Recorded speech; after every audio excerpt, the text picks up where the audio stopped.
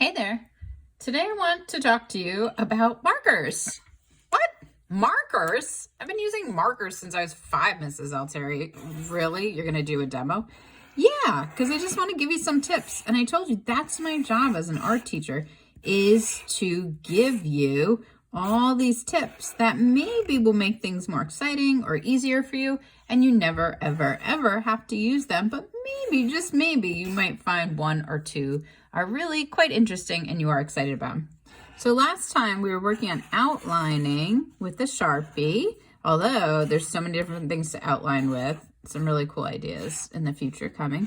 And then I usually just take my eraser and I just erase extra pencil lines. You don't have to do that. It's completely up to you and the type of art personality you have.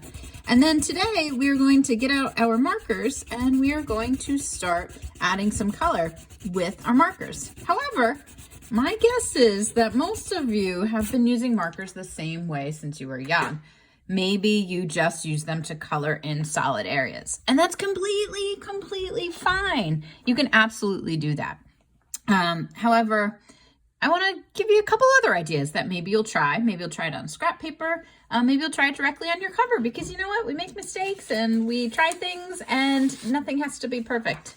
Quick side note, whenever you're using markers, especially Sharpies, a good thing to do is to get a scrap piece of paper, any kind of scrap paper, and slide it underneath just in case. So I'm just sliding some scrap paper underneath, and I keep scrap paper handy. Sometimes I even just keep it right on my desk or my counter, but definitely don't want your markers bleeding through. We're using pretty thick paper, but you know, it's a good habit to get into.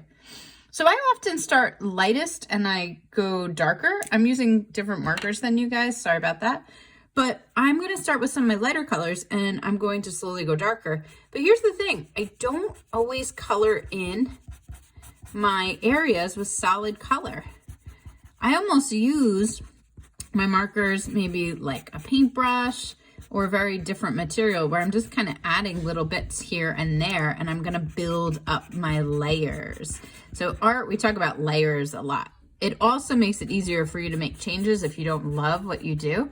If you're only doing little bits here and there, you can always go back and make some changes. So I'm just playing around. I'm doing some light lines with my yellow first and just putting it in all different places.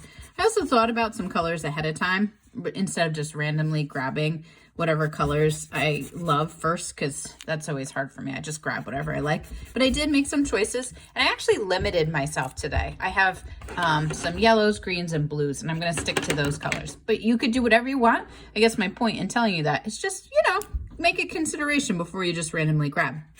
Then I go back, and sometimes I layer. So my green is starting to go on top of my yellow a little bit. It's going in a new spot. So I do like to layer. You can mix. Sometimes when you do that, the tips of your markers get a little bit gross, but you are the only person using that kit right now. So I love my scrap paper, because if that happens, if I go back with my yellow, and I did start with my yellow to make it less likely to happen, but if that does happen, I can just go on my scrap paper over here and I can just kind of go in little circles and try and clean it off. But that is one thing that bothers me personally as an artist. I don't know why, but I hate when my yellow markers get all icky. So I do tend to start with yellow first. So then there's nothing there to clog it up. But it happens. Just go with it. And then maybe I'm doing some lines. Okay, next color. So basically with your markers, I just want to encourage you to try new things, to layer, not necessarily just fill in one shape with one color. You absolutely can if you really want to, but just at least consider maybe some other ways that you can use markers that maybe you haven't done before. So maybe you're really layering and each space has multiple colors in there. Oh, cool. So just play around with your markers. This is fun. This is a cool work of art, but remember, nothing has to be perfect. In fact, the more mistakes you make, the better.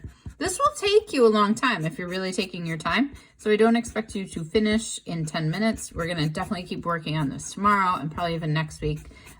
So take your time with this, have fun, think about what colors you wanna use, and consider maybe starting with the lightest one just to try it and see if it's something that maybe works for you. I hope this gave you some cool ideas. Thanks for creating some art with me, and I can't wait to see what you make.